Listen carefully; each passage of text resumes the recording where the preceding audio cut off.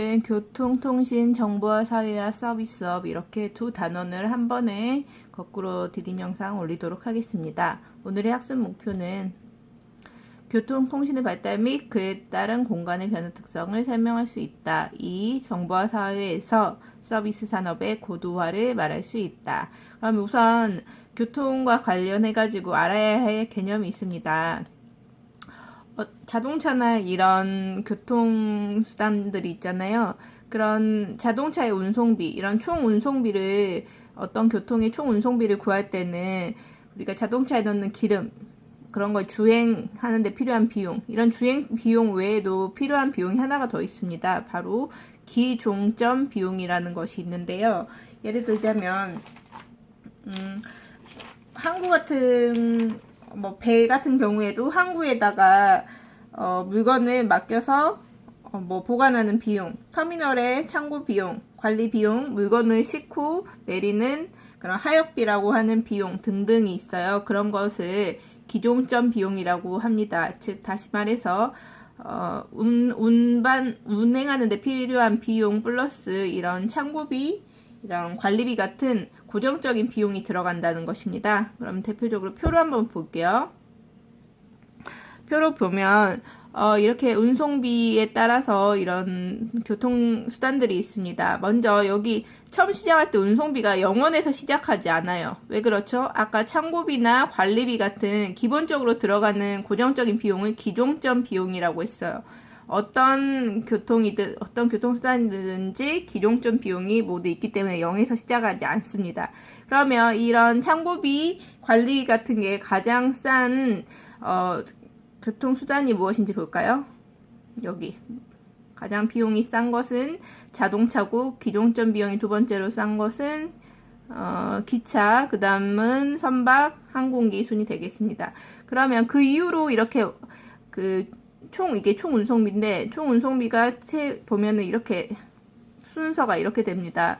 즉 주행 비용이 가장 적게 드는 비용 것이 선박, 그 다음에 기차, 자동차, 항공기 순입니다. 그러니까 자동차는 기종점 비용은 낮지만 주행 비용이 상당히 올라간다는 걸 알 수가 있고, 선박은 기종점 비용은 높은 편이었지만 주행하는데 비용이 생각보다 많이 들지는 않습니다. 상대적으로.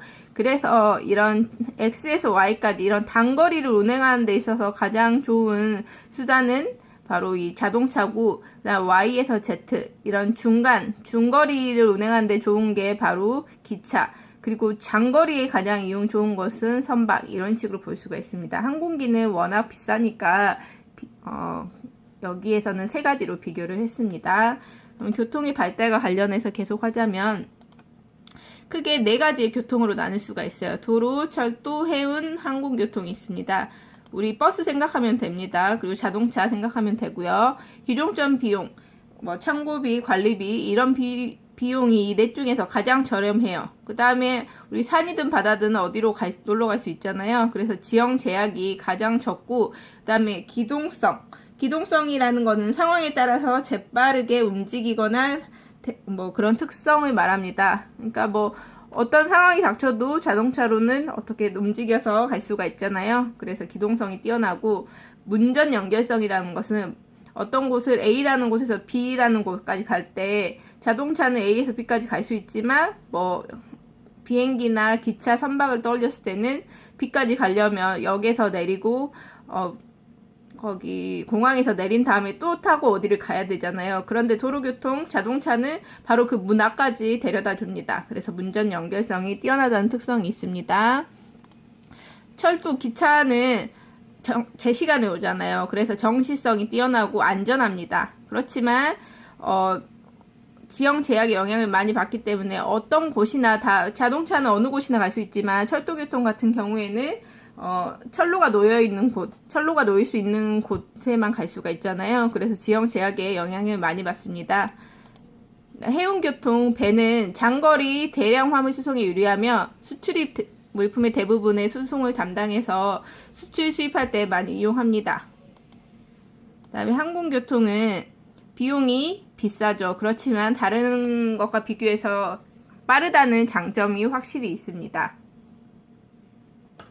그 다음 정부와 사회는 과거 2차 산업인 제조업 중심이었다면 이제는 3차 산업인 서비스업이 중심이 되고, 생산 방식에 있어서도 어떤 물건을 만들 때 과거에는 한두 개의 물건을 대량으로 찍어냈습니다. 그렇지만 이제는 소비자들의 다양한 이 구매 의사를 반영해가지고 물건을 다양하게 만들고 그 다양한 물건을 조금씩만 생산을 합니다. 그렇게 해서 유행이 지나면 다른 걸로 바로바로 대체될 수가 있게 다양한 물건을 조금씩 생산하는 방식으로 변하게 됐습니다. 그래서 서비스업은 크게 두 가지 서비스가 있습니다. 하나는 하나는 소비자 서비스, 하나는 생산자 서비스가 있습니다. 이거는 무엇을 의미하냐? 소비자한테 제공하는 서비스업을 소비자 서비스업, 생산자, 즉 기업에게 제공하는 서비스업을 생산자 서비스업이라고 합니다. 그래서 조금 명칭이 소비자 서비스업, 생산자 서비스업이라고 보면 됩니다. 대표적으로 소비자들한테 제공한 서비스는 우리가 물건을 사고 파는 소매업, 그 다음에 소비자들이 음식을 제공한 식당, 교육, 의료, 관광 등이 있고, 생산자 서비스업으로는 기업에게 제공하는 거기 때문에 금융, 돈, 보험,